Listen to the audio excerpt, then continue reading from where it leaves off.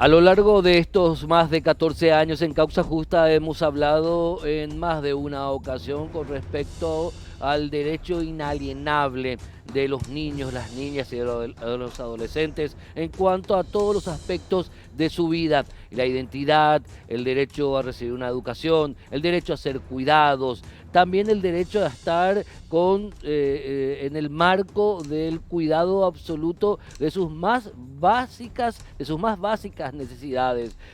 Asimismo, el Paraguay es estado firmante, estado que ha suscrito varios tratados internacionales que en esta materia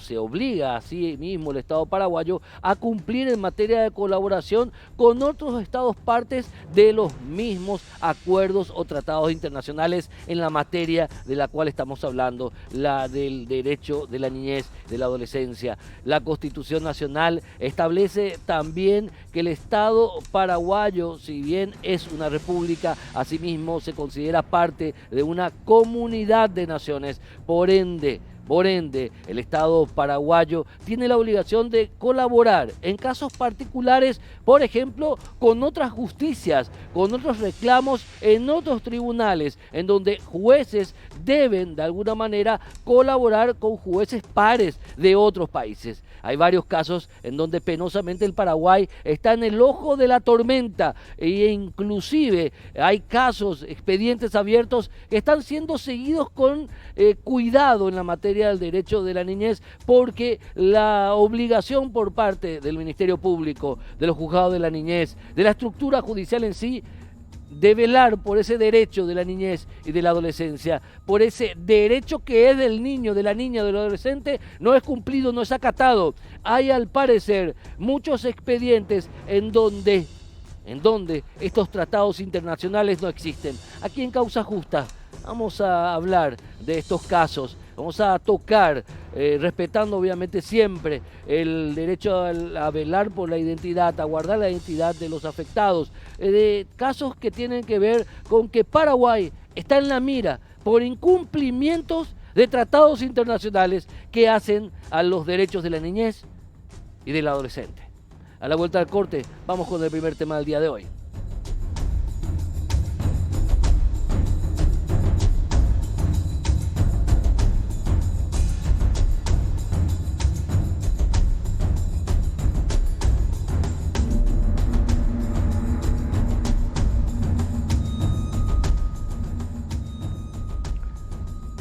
En los tribunales del este del país, en el Alto Paraná, se está tramitando un expediente que, si bien tiene un carácter obviamente particular y de interés de las partes por sus características, hacen a la necesidad de cuidar las reglas que tienen que ver con el comercio, con las empresas, pero principalmente las reglas que tienen que ver con el debe y con el buen procedimiento de ejecutivos o de funcionarios del sistema financiero paraguayo. En esta causa están imputadas varias personas por asociación criminal, promoción fraudulenta de inversiones, apropiación y estafa. Por ejemplo, están imputados Alfredo Ricardo Rasbecker, bancario del Banco Regional, también Guillermo Alexis Céspedes Mansur y otras tantas personas que tienen que ver con lo que se habría montado en torno a un cruce de intereses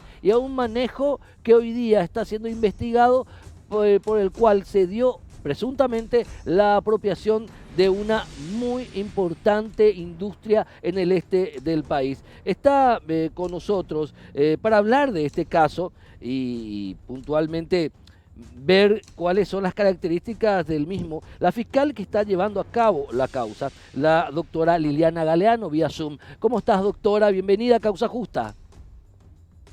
¿Qué tal? Muy bien, gracias. Doctora Galeano, contanos los detalles, por favor, de esta causa y que tiene, al entender de la producción de Causa Justa, aristas relevantes que incluso van más allá del expediente en sí. Sí, voy a hacer una breve reseña. Justamente la víctima, la supuesta víctima, el señor Dones Marcelo Niero, 18 de febrero del año 2022, inició una acción judicial de carácter civil de nulidad de la decisión asamblearia de los directores de la firma NA Food Import, por el cual es el propietario mayoritario, ya que se evidenciaba un conjunto de acciones no ajustadas a derecho con el propósito de desplazarlo definitivamente de la empresa y de su calidad de accionista.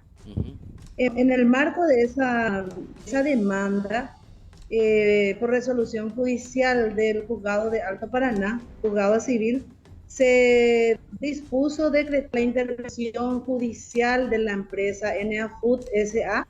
y en ese sentido se designó un administrador judicial. Ahí empezó el problema, ya que según la declaración y el propio informe del administrador judicial, el señor Reinaldo Alberto Ramírez Villalba, se constituyó, ¿verdad?, la empresa a los efectos de realizar lo que le ordena el Código Civil y también la resolución judicial, que era de administrar. Y se encontró con varios obstáculos, especialmente una contadora que no le proveía logros contables, la acta de directorio, comprobante de ingresos, etcétera, y también con el contubernio de otros funcionarios de la empresa. Entonces a él le era imposible realizar su tarea, que tenía que informar cada mes, ¿verdad?, al juzgado en lo civil del resultado de su administración. Y toda esta omisión también hizo de que inclusive pudiera realizar el corte administrativo. Según la denuncia, ¿verdad?,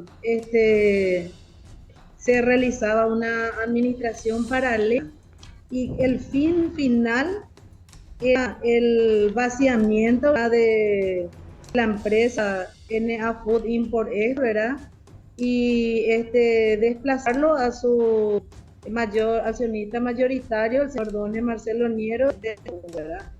Y bueno, se realizaron después de la denuncia algunos actos investigativos que dieron lugar a la presunción de la existencia del hecho, ¿verdad?, y indicios, perdón, la presunción de indicios suficientes que ameritaron una imputación contra esas personas que usted había mencionado.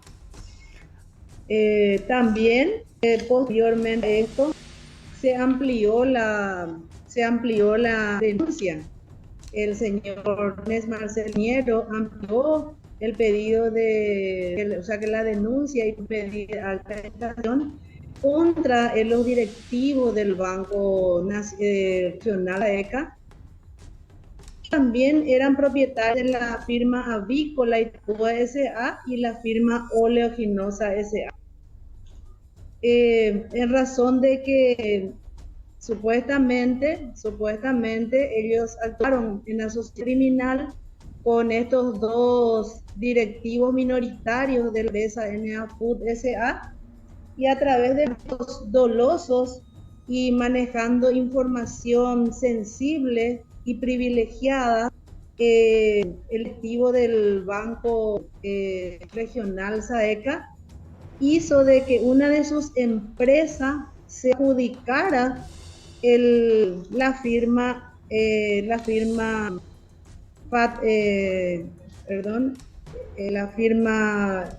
verdad que estaba en cuestión, NA Food S.A. Ahora, también sí. No, le seguimos escuchando. Sí, también llamativamente, también ese director del banco es también propietario de la Oleaginosa RAT.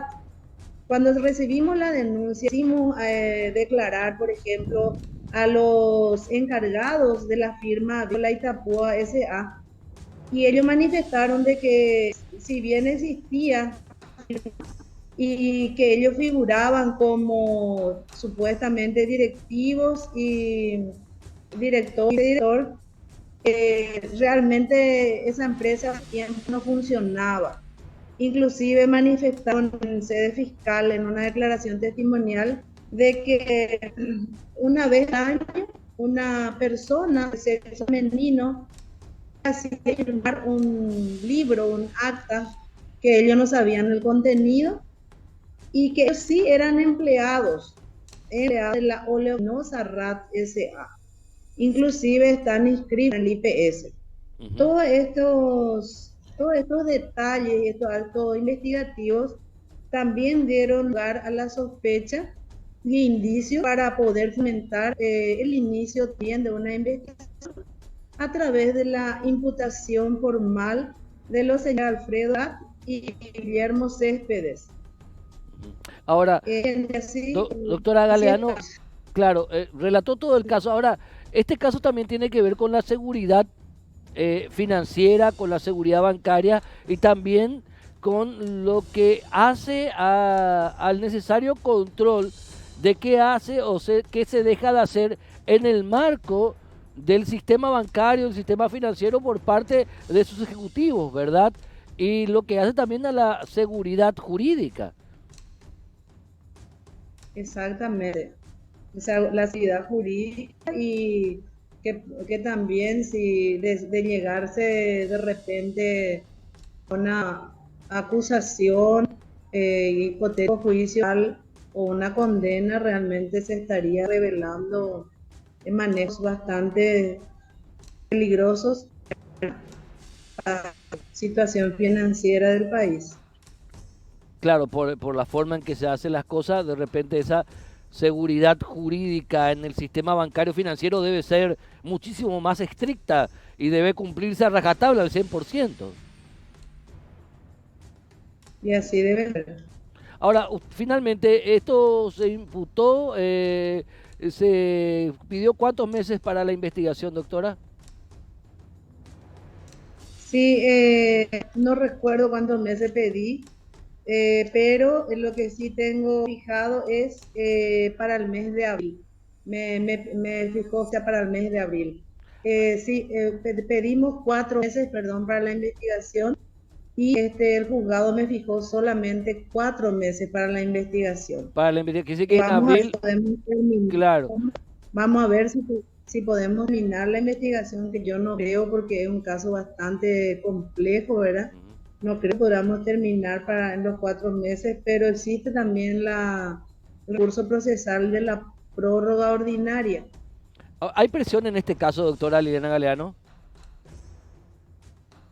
¿Cómo? ¿Hay presiones en este caso? ¿Presiones? No, hasta ahora no, solamente algunos obstáculos, relaciones, devolución de imputación, así, pero son todo cuestiones procesales. Yo Ok, no tomo como presión, creo que son resortes que los abogados defensores usan y creo que están en su derecho, claro. no considero eso como ningún tipo de presión. Sí. Perfecto. Doctora Liliana Galeano, agente fiscal del este del país, muchas gracias por este contacto. Gracias a ustedes. Hasta luego.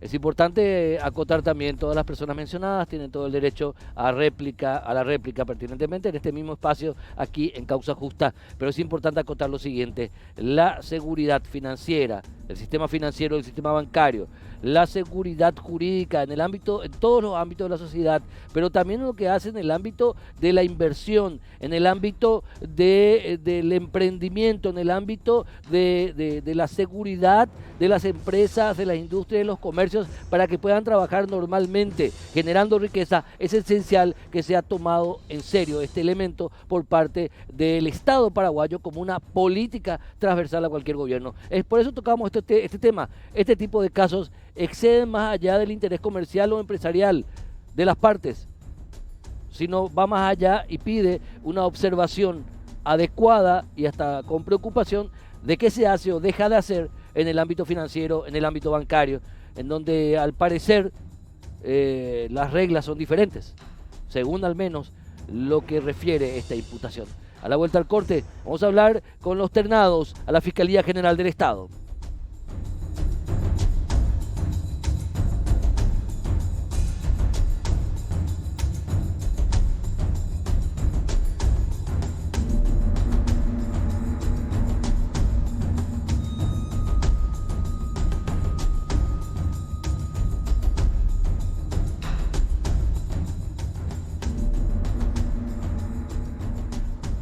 Finalmente, después de un azaroso proceso, es el término que encuentro, azaroso proceso, el Consejo de la Magistratura, en donde por cierto se dijo de todo, el Consejo de la Magistratura finalmente integró la terna de postulantes a reemplazar a Sandra Quiñones en la Fiscalía General del Estado. Como veníamos informando, dicha terna está integrada por la abogada Cecilia Pérez, entre otros cargos, ex ministra de Justicia en este gobierno, y por los camaristas de dilatada trayectoria en el ámbito del servicio del Poder Judicial, Gustavo Santander, Emiliano Rolón, ambos doctores en Derecho, que también, si mal no recuerdo, también estuvieron ternados para cargos en la Corte Suprema de Justicia. Si no mal no me recuerdo, ellos me van a aclarar. Hacemos la aclaración pertinente. La doctora Cecilia Pérez se excusó de estar hoy con nosotros por compromisos previamente asumidos. Doctor Gustavo Santander, doctor Emiliano Rolón, como siempre es un gusto tenerlos a ustedes acá con nosotros, en este caso, como ternados a reemplazar a Sandra Quiñones en la Fiscalía General del Estado. Bienvenidos. Gracias, Héctor, gracias por la invitación.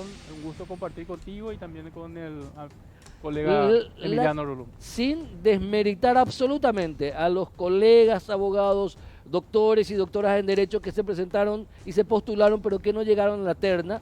Absoluto respeto también al resto de los postulantes a cargo de este tipo que se han presentado a lo largo de estos años. Hay una coincidencia, ¿verdad?, mayoritaria en que esta terna es una de las mejores que se han integrado en los últimos tiempos para cargos de este tipo. ¿Qué dicen al respecto? ¿Cómo sienten eso? ¿Como un reconocimiento, como un compromiso? Sí, el mío particular sí es por lo que escuché y también vi la evaluación final que hicieron los miembros del Consejo de la Magistratura. Es el reconocimiento a la trayectoria de uno y bueno, se siente uno halagado y no sé, premiado en estos ya últimos tiempos de uno que está en el Poder Judicial, ¿verdad? Y a mí particularmente en la intimidad sí realmente me conmovió porque ellos reconocieron la trayectoria, mi trayectoria de 27 años de estar en el Poder Judicial. Comenzando como juez de paz. ¿Sí? Como juez de paz, juez de primera instancia y miembro de Cámara de Apelación y en muchos otros casos también que integraba a Corte Suprema de Justicia en casos grandes, ¿verdad? Doctor Emiliano Rolón, la misma cosa, dilatada trayectoria en los pasillos tribunales, pero de este lado, de ese lado, vamos a decir, del pasillo. Muy buenas tardes, Héctor, a ti y a la audiencia de Causa Justa. De hecho, a un republicano le sienta bien el hecho de ser considerado por su país, por su espacio, como una persona apta y competente. Básicamente, en la moción de la candidatura, una de las razones por las cuales esta vez me presenté justamente es porque vi una suerte de espacio que podemos llenarlo con nuestra tarea. Como dijiste, nosotros empezamos hace más de 40 años en la función de litigante, pasillero, 14 años, casi 15, y luego más de 26 años, casi 27, ya cumplimos en este mes de diciembre, creo 27, lo desempeñamos como miembros del Poder Judicial vía concurso por vez primera en la función pública y gratifica obviamente en varias ocasiones, en varios trayectos en nuestra marcha, ser reconocido como una persona potable para integrar las ternas en cargos superiores. Y definitivamente es un compromiso adicional porque quien no quiere coronar su carrera saliendo por la puerta grande. Aquí hay gente comprometida, aquí hay gente que sudó 27 años, no solamente en la magistratura, sino en la docencia universitaria, entre ellos la Facultad de Derecho de la Universidad Nacional, entre ellos la Escuela Judicial. Y un poco es testimonial nuestra presencia en la terna, porque definitivamente implica un reconocimiento social. Si hoy no se cuestiona es porque hicimos bien la tarea, porque no se olviden que nosotros los de lo penal estamos siempre en la trinchera y de hecho algunas esquirlas vamos a recibir de esos combates. Claro. Estamos enfrentando el conflicto en esencia. La pérdida de la libertad hace que el justiciable ejerza cualquier artilugio para liberarse de ese compromiso. Y definitivamente si esto tiene el reconocimiento social, enhorabuena y yo me siento muy, muy halagado y comprometido. Ahora, doctor Gustavo Santander, brevemente, ¿quién es Gustavo Santander y por qué se presenta al cargo de fiscal general del Estado? Bueno, lo que digo siempre es de que estos 27 años de servicio en la Administración de Justicia me sirvió para prepararme académicamente y también en la función, porque nosotros, como dijo acá el compañero Emiliano, nosotros prácticamente somos la cara visible del Poder Judicial, lo que estamos en la parte penal. Sí. Porque los conflictos penales son los que generan conflictos también dentro de la sociedad. Y bueno, los que tienen que resolver esos conflictos somos nosotros, ¿verdad? Entonces, creo haber cumplido mi tarea, creo haberme preparado, tuve muchos casos grandes de impacto mediático, de impacto a la sociedad, y supe resolver siempre haciendo justicia, ¿verdad? Por un lado. Y segundo, por el tema de que yo también fui presidente de la Asociación de Magistrados Judiciales del Paraguay y luché por el gremio para una mejor administración de justicia en el Paraguay, ¿verdad? Ustedes recordarán que nosotros hicimos muchas manifestaciones y Acá muchos te tuve como reclamos presidente de la ASO. como presidente de la asociación para que se pueda mejorar la administración de justicia en el Paraguay. Y una de las peleas que tuvimos siempre con los ministros de corte fue la feudalización de la justicia, ¿verdad? Que hasta ahora tampoco se pudo remediar. No le gusta ese término a los ministros de la Corte. Y no Grandes le gusta señores feudales, según muchos.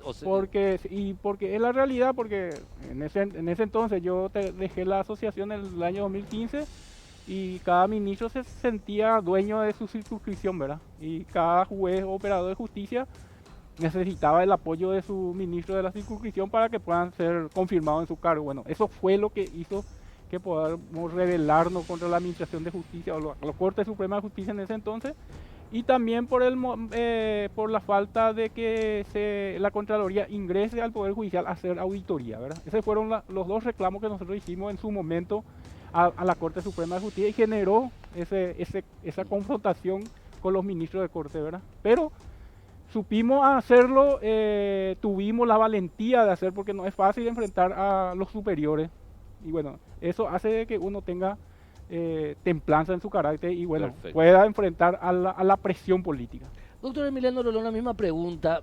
Yo no, a ver, ¿qué sala sos integrante? Doctor? Primera sala. ¿Y doctor? Cuarta sala. Cuarta sala, que son, digamos, sin demeritar el resto de la sala, pero las salas penales de una experiencia personal, de la primera a la quinta, a la cuarta, a la cuarta son...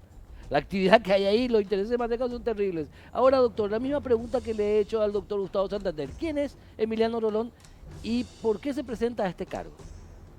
Bueno, en la presentación inicial aclaré que vengo del ejercicio libre de la profesión, tengo más de 40 años. A la vez soy docente universitario, a la vez soy docente de la Escuela Judicial y del Colegio de Policías. Por una suerte histórica que a pocos paraguayos le cupo sobrellevar, me correspondió ingresar en la etapa de la reforma penal, del sistema penal y penitenciario. Y por esa suerte histórica rompimos con la lógica dogmática tradicional escriturista y creamos un nuevo sistema que se basa en la lógica acusatoria adversarial. Estuve en el diseño, en la implementación práctica y finalmente en las propuestas de reforma como representante del Poder Judicial en la Comisión Nacional de Reforma del Sistema Penal y Penitenciario.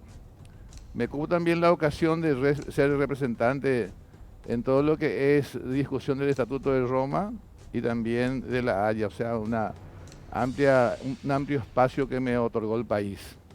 A la vez fui responsable de la oficina técnica por mucho tiempo y hoy día sigo siendo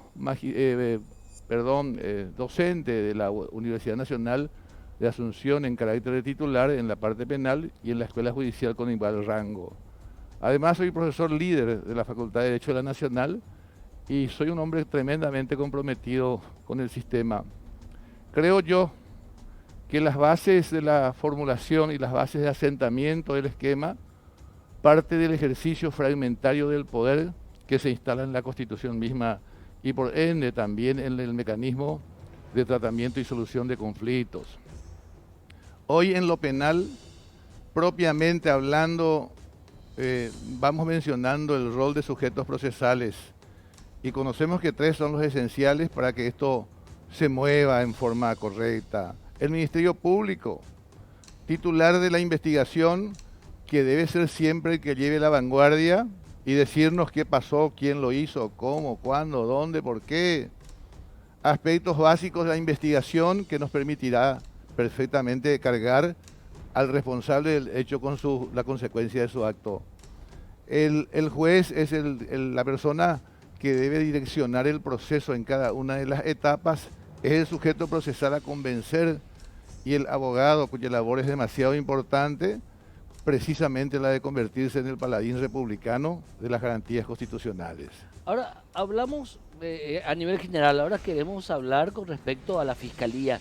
¿Cómo ven ustedes a la Fiscalía General del Estado en particular, pero en general cómo ven al Ministerio Público, que lleva adelante el carácter punitivo del Estado? El que es fiscal general del Estado, o la que es fiscal general del Estado, es la persona más poderosa de un país, al menos el nuestro, porque un presidente de la República no te puede llevar preso, un fiscal general del Estado te puede llevar preso, por así decirlo. Entonces, pero ¿cómo ven ustedes hoy día a este prácticamente cuarto poder? Ya no es más la prensa es el quinto poder, este es el cuarto poder. ¿Cómo lo observan ustedes? Sí, en nuestro diseño constitucional, de hecho, es el cuarto poder, es el que realmente tiene el poder de investigar y llevar a juicio a las personas, ¿verdad?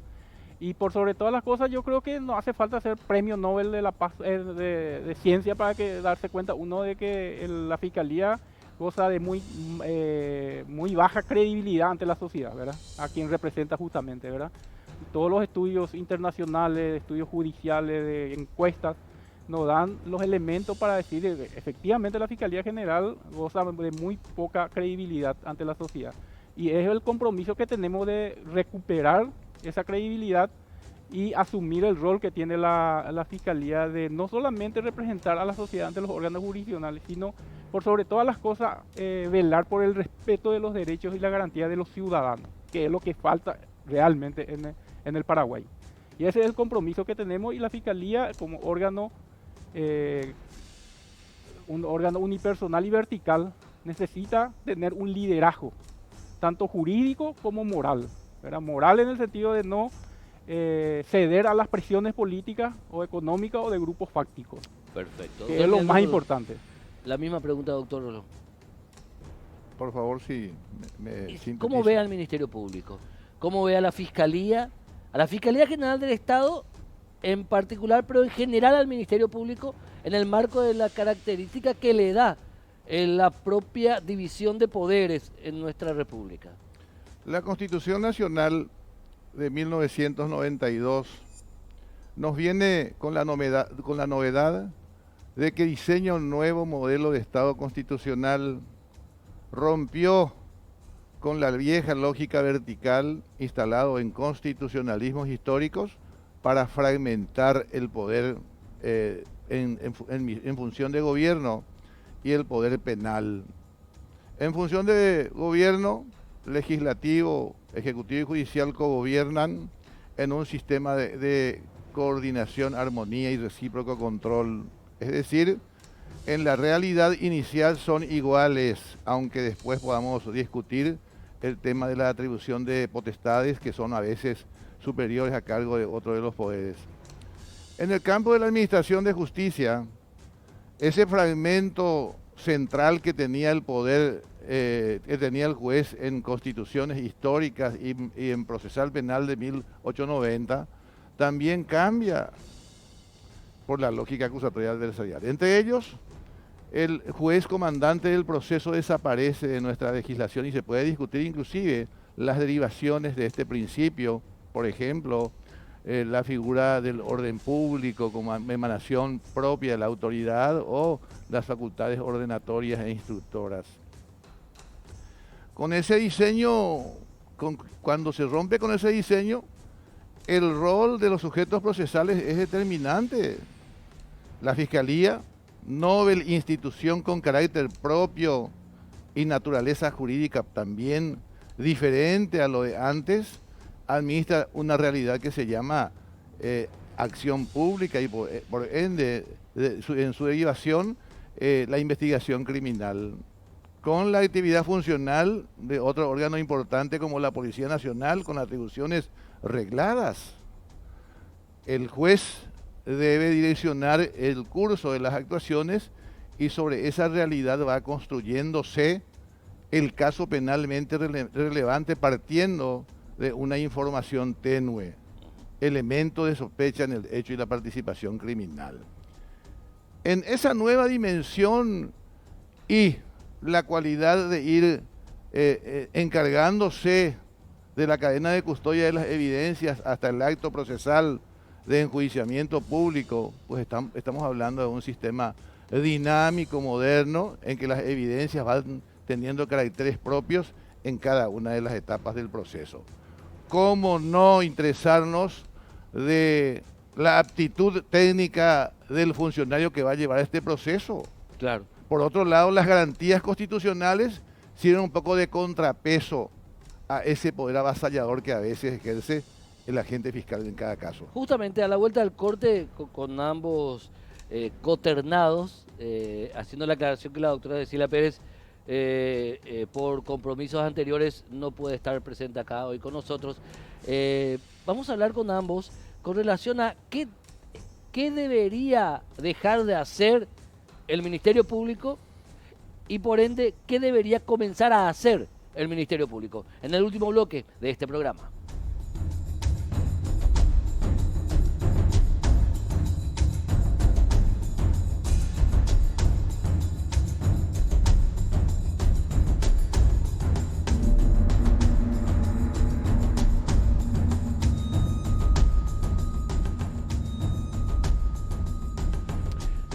Volvimos, estamos con el doctor Gustavo Santander, camarista, y el doctor Emiliano Rolón, camarista, coternados a reemplazar a Sandra Quiñones en la Fiscalía General del Estado. Y la pregunta previa al corte para este último bloque: ¿qué debería dejar de hacer el Ministerio Público y qué, por ende, o en consecuencia, debería comenzar a hacer?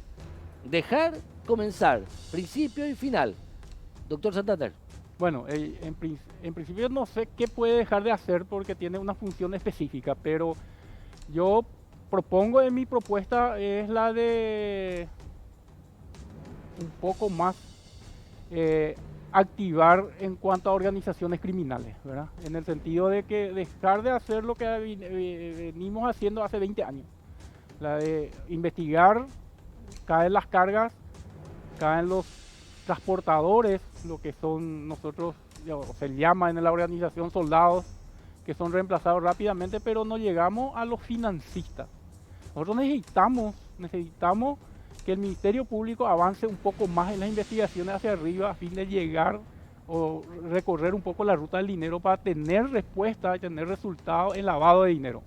Nosotros no tenemos resultados de lavado de dinero. ¿Por qué? Porque nuestras investigaciones terminan con caer la carga de la droga, carga de contrabando, pero no llegamos a los realmente dueños de la carga, ¿verdad? Que es lo que necesitamos en la Fiscalía a partir de una política criminal que realmente pueda combatir las organizaciones criminales, porque si no repetimos la misma actividad y no combatimos realmente a las organizaciones y no están ganando la batalla, ¿verdad? Nuestra propuesta es la de hacer un enlace de coordinación entre narcotráfico, crimen organizado y la unidad de delitos económicos, que son los que tienen experticia para realmente seguir la ruta del dinero, porque las cargas tienen dueños, tienen financistas, y nosotros necesitamos llegar a ellos para que pueda realmente después ya terminar con estas organizaciones, porque si no seguimos haciendo, yo hice 15 años de juicios orales y conozco toda esta investigación de la caída de las grandes organizaciones, pero que al final llegamos simplemente a los soldados, ¿verdad? Necesitamos llegar a los jefes. Doctor Emiliano Rolón, ¿qué debería dejar de hacer el Ministerio Público y qué debería comenzar a hacer el Ministerio Público? A 30 años de la vigencia del sistema penal, a través de la Constitución Nacional, desde ese momento la Fiscalía adquirió entidad propia, y a 20 años del funcionamiento pleno del Código, 22 años mejor dicho, del Código Procesal Penal, vimos que el Ministerio Público fue ajustando su rol en el proceso penal y rara vez fue ocupándose de lo que es lo jurídico. La infraestructura edilicia, el aumento del personal, agentes fiscales que llegaron a los barrios, etcétera, vimos con el tiempo. Pero la formación de los agentes fiscales, personal técnico muy necesario, las unidades de apoyo, que son también elementales en la investigación criminal, no vimos en este tiempo. Necesariamente, esa es una deficiencia que hay que apuntar. Si a eso unimos como aspecto negativo el corporativismo, agregamos el tema de que existen estructuras organizadas para de alguna manera dirigir soluciones en base a algunas propuestas que no son enteramente legales, estamos reconociendo de que hay deficiencias. Definitivamente son aspectos negativos que hay que corregir, aspectos que hay que avanzar. Existen reparticiones, unidades en la Fiscalía que conocemos por su aplicación teórica en el propio código, en la propia ley orgánica. Por ejemplo, el Tribunal Disciplinario. Pero la funcionalidad de ese instituto no tiene eco en la opinión pública. No sabemos nosotros cómo se maneja. No conocemos cómo funciona en la práctica, o si se lo llamó alguna vez al Consejo Asesor. No sabemos cuál es la función específica porque no lo vimos y no conocemos quién es en el tema de Inspectoría General. Estas son unidades establecidas en la ley precisamente porque un fiscal general no puede ser llanero solitario. En realidad es un componente, un gerenciador de esa unidad genérica y debe tener el apoyo de estas unidades que deben hacerse sentir. Definitivamente hay aspectos negativos en la ley orgánica del Ministerio Público que debemos corregir y definitivamente también hay aspectos que deben fortalecerse para que la institución florezca. Un poco eso es lo que hay que hacer y lo que no hay que hacer en forma sintética. Perfecto. Finalmente, siempre aquí en Causa Justa, en mi programa de radio, ahora en Radio 1000, en Piso 19, todos los días de 11 a 1 de la tarde por Radio 1000, defiendo personalmente y defendemos también como una idea concreta que este tipo de designaciones son hechos políticos basados en los méritos. O sea, ustedes merecen por su dilatada trayectoria, al igual que Cecilia Pérez, estar terminados hoy día, sin obviamente desmeritar al resto de los que se presentaron a este llamado. Sin embargo, ¿cómo marcar la cancha? Porque ustedes necesitan convencer a Mario Abdo Benítez, actual presidente de la República, que en agosto ya no va a ser presidente de la República, pero también convencer a una mayoría que como mínimo debe reunir 23 senadores. Mario Abdo Benítez, político, que está ejerciendo la alta magistratura. 23 senadores como mínimo, políticos todos. Entonces, ¿cómo equilibrar eso, doctor Santander? No, en realidad en la Fiscalía General es un órgano del Estado. Al ser órgano del Estado es un órgano político. Okay. O sea que hay que coincidir en eso, que es un organismo político y cuando es un organismo político también genera intereses políticos. Y lo que van a decidir son políticos, ¿verdad? Y nosotros necesitamos, o sea, lo que yo pediría es que me den la oportunidad de explicar personalmente a quienes van a tener, a quienes van a tomar la decisión para que me escuchen, para que yo les pueda explicar mi trayectoria y mi propuesta y mi visión sobre el Ministerio Público. Nada pueden más ver Causa Justa, ¿verdad? También. Pero aparte de ver los programas, es bueno ese contacto directo con quienes tienen que tomar la decisión. Yo tuve la experiencia cuando estaba como ternado para la Corte Suprema, no tuve, o sea, me cayó en un momento malo, en el sentido de que, bueno, nos agarró la pandemia y tuvimos que quedarnos en casa y no tuve la oportunidad de explicarle personalmente ni al presidente de la República ni a los senadores mi propuesta para la Corte, ¿verdad? Y eso yo creo que en esta oportunidad puede darse y ojalá que se pueda dar. Doctor Emiliano Rolón, la misma pregunta. Yo creo que la Fiscalía General hoy día no está para experimentos. Creo que la clase política debería distinguir la gente que por trayectoria, por dedicación y por compromiso activo con este esquema tenemos la experiencia para sostener ello. Yo creo que estos años que me permitieron trabajar en todo lo que es el sistema, tuve contactos reales con mucha gente de la clase política, incluyendo el presidente de la República, pero todos fueron en carácter funcional. De alguna manera ellos no están ajenos a mi labor, de alguna manera conmigo tienen una percepción a lo mejor un poco amplia de lo que es la precisa. Y yo creo que confío en esa fuerza que trae el impulso de mi formación y mi personalidad, la que puede dar una respuesta positiva al tema. Confío en ese perfil. ¿Cómo no confundirlos tanto finalmente? Ya que estamos futboleros, marcar la cancha, ahora los tantos. ¿Cómo evitar el gol en contra? Ocupando un alto cargo en donde está el cariz político y está el cariz técnico. ¿Cómo evitar que te metan un gol en contra? O que te metan un gol directamente. ¿En qué sentido que te metan un gol? De no tener la oportunidad de que puedas realmente expresar tus proyectos, de ser escuchado. No, es una... En funciones. Una de las... cuando ya asumí como fiscal general del Estado. Sí. Y yo creo que lo que va a marcar un antes y un después de que una persona que asuma el cargo es su comportamiento, su conducta y por sobre todas las cosas de establecer líneas de acción clara, tener liderazgo desde el Ministerio Público para que los funcionarios y los agentes fiscales no busquen protección en otra institución, como el ámbito político. Es un problema que tenemos. ¿Por qué? Porque la cabeza no ejerce un liderazgo. Y un liderazgo significa proteger a quienes están dentro de la institución para que ellos se sientan respaldados por su jefe y pueda realmente poner la cara por ellos. Gracias, doctor Gustavo Santander. Doctor Emiliano Rolón, finalmente, es la misma pregunta. Yo creo que un fiscal no debe estar muy cerca del ruido ni muy alejado.